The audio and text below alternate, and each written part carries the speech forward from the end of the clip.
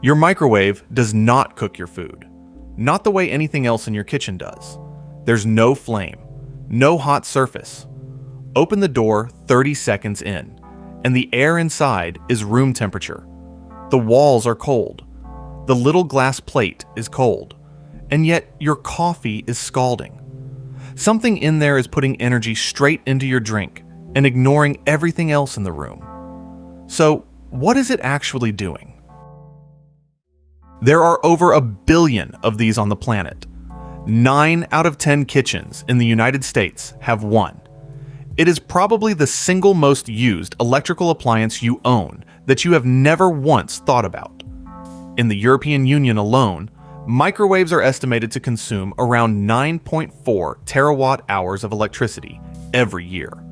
That is roughly what 3 mid-sized gas power stations produce. All of it to spin molecules, which is almost literally the only thing this machine knows how to do.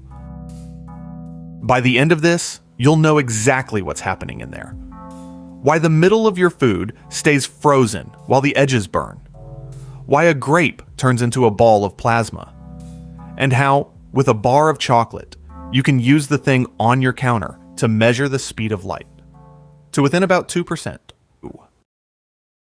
Start with a water molecule. 2 hydrogen atoms, 1 oxygen, arranged in a lopsided V. The oxygen end holds a slight negative charge, the hydrogen end a slight positive one. In physics, that's called a dipole, a tiny molecule with a positive side and a negative side. Put a dipole in an electric field, and it does one thing. It rotates to line up with the field, like a compass needle finding north. Now, flip the field. The molecule flips too.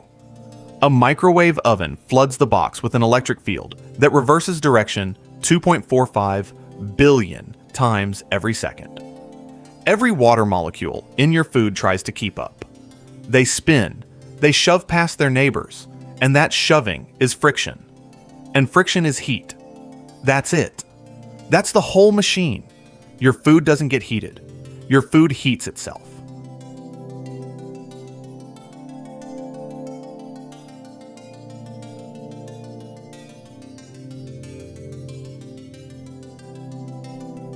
Now, the part almost every explanation gets wrong. You've probably heard that 2.45 gigahertz is the resonant frequency of water. That microwave ovens are tuned to the exact note that water vibrates at. That's not true. Water's actual resonance sits far higher in the spectrum. 2.45 gigahertz was chosen for boring reasons.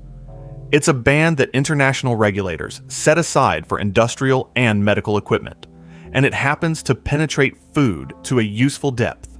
If it were tuned to water's true resonance, all the energy would be absorbed by the first millimeter, and the inside of your dinner would stay stone cold.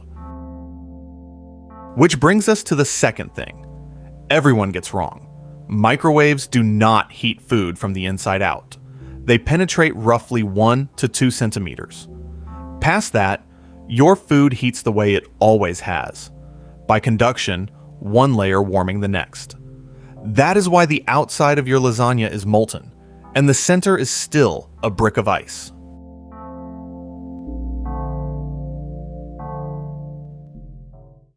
The device generating all this is called a cavity magnetron, and it was not invented to make dinner.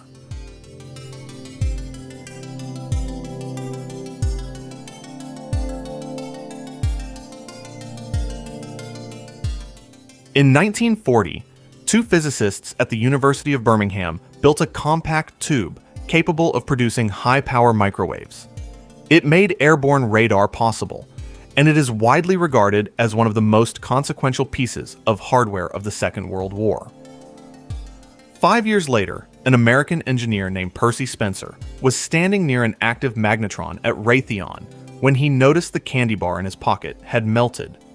Most people would have thrown out the trousers. Spencer sent for a bag of corn kernels. It popped. The next morning, he tried an egg. Accounts differ on the details, but the egg did what eggs do in microwaves. It burst. Raytheon filed a patent that same year. The first commercial oven, the Radar Range, arrived in 1947. It stood nearly 6 feet tall, weighed around 750 pounds, and had to be plumbed into the building because it was water-cooled. It cost about $5,000. It took 20 more years to shrink it into something that would sit on a counter.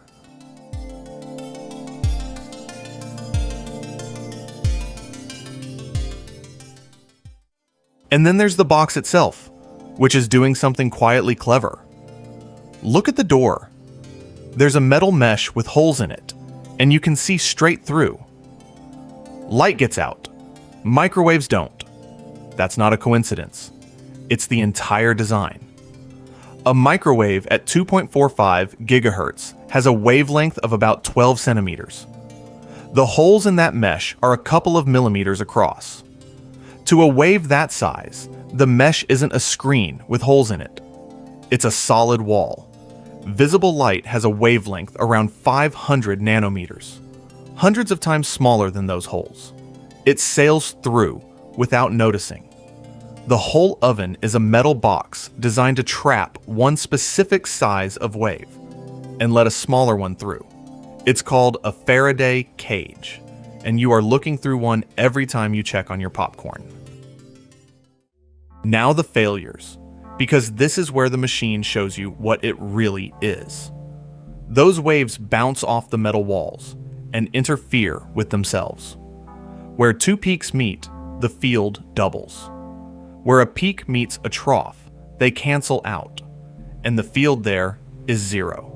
The result is a fixed three-dimensional pattern of hot spots and dead spots, standing still inside the box, not moving, standing.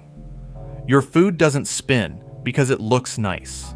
It spins because if it sat still, parts of it would sit permanently in a dead zone and never heat at all. Run it empty, and the energy has nothing to absorb it. It reflects off the walls and comes straight back into the magnetron, which was not built to eat its own output. That's how you kill a microwave in about a minute. Put metal inside, and something more interesting happens.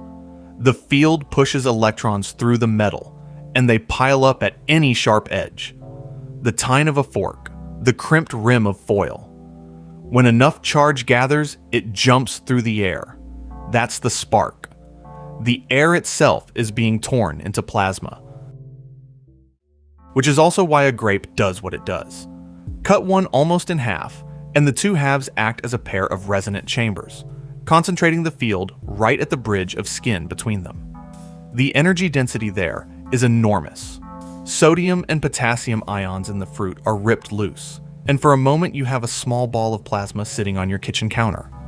And the egg. Water inside turns to steam. The membrane holds the pressure, and it holds it, and it holds it, until it doesn't.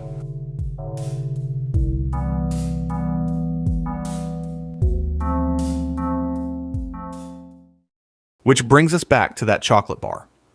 Take the turntable out so nothing moves. Lay a flat bar of chocolate across the floor of the oven. Run it for about 20 seconds, just until it starts to soften. It won't melt evenly. You'll get a row of melted patches, with firm chocolate between them. Those patches are the standing wave, made visible. Each one is sitting on a peak of the field. Measure the distance between two melted spots. You'll get somewhere around 6 centimeters. That's half a wavelength. Peaks come twice per wave, so double it.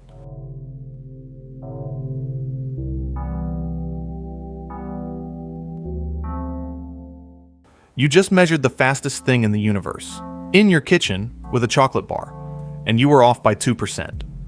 This is what I mean about ordinary machines.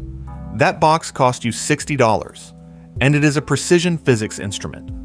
Nobody told you, because nobody thought to look. And that idea, that heat isn't a thing you make, it's a thing you move, is exactly what's happening 6 feet away, in your fridge. Because your fridge doesn't make cold. Cold isn't a substance. It has nothing to make. So what is it actually doing?